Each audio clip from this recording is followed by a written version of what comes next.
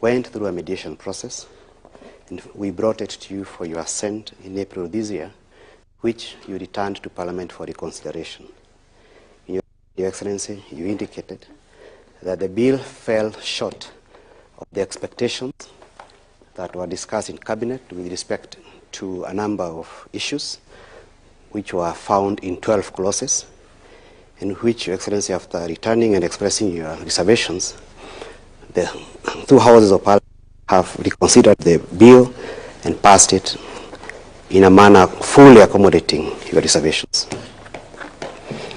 Your Excellency, this bill has a number of new provisions besides repealing the Public Officers Ethics Act, as it gives the EACC the final mandate of administration of all matters relating to conflict of interest. The bill also prohibits state and public officers in the performance of the official duties from granting any person any preferential treatment beyond what is allowable by law. The bill also disallows public and state officers from being influenced by offers in the execution of their official functions. The bill also bars public officers from entering into contracts for supply of goods and services, as well as contracts of disposal of assets with entities where they work or where they have influence.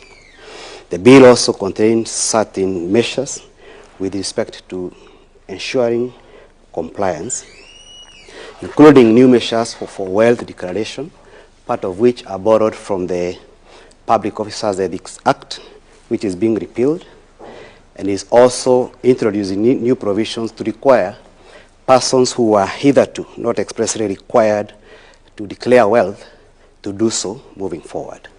That includes our members of county assemblies, our officers who serve in judiciary, including the Chief Justice, Deputy Chief Justice, and other officers of court, Your Excellency. The second bill, Your Excellency, is a social protection bill, which was introduced in the National Assembly on behalf of the government by the leader of the majority party. It passed by both houses, finally being passed by the Senate last week. That bill, Your Excellency, repeals the old law relating to social protection and has new provisions that are in keeping with the modern ways of administration of social protection. The bill establishes National Board for Social Protection with certain functions, including maintaining of a register which shall be online with respect to persons who should benefit from social networks.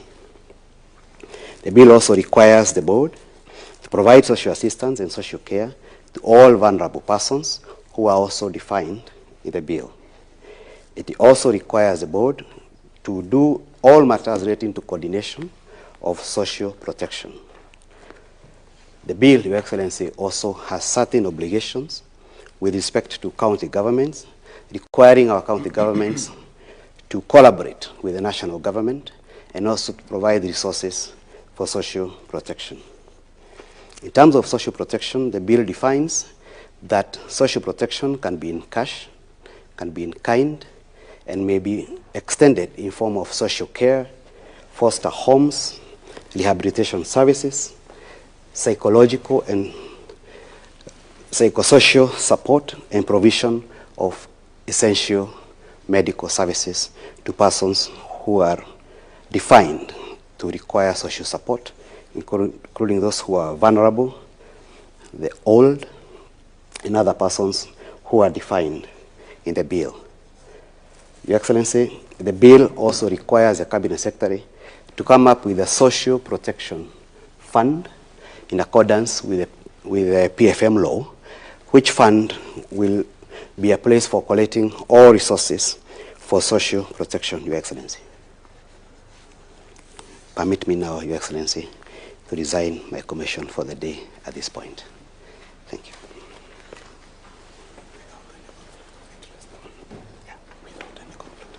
Your Excellency.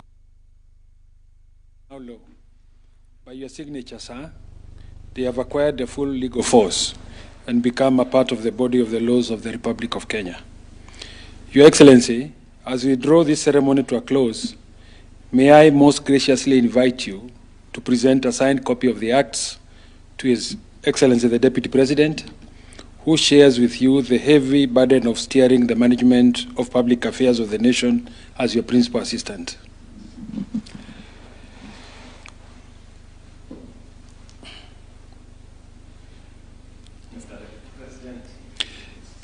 If it pleases you, sir, you may also kindly present copies to the Attorney General for publication into law, to the Cabinet Secretary for the National Treasury, the Cabinet Secretary for Labor and Social Protection, and to the Chairperson of EACC for implementation.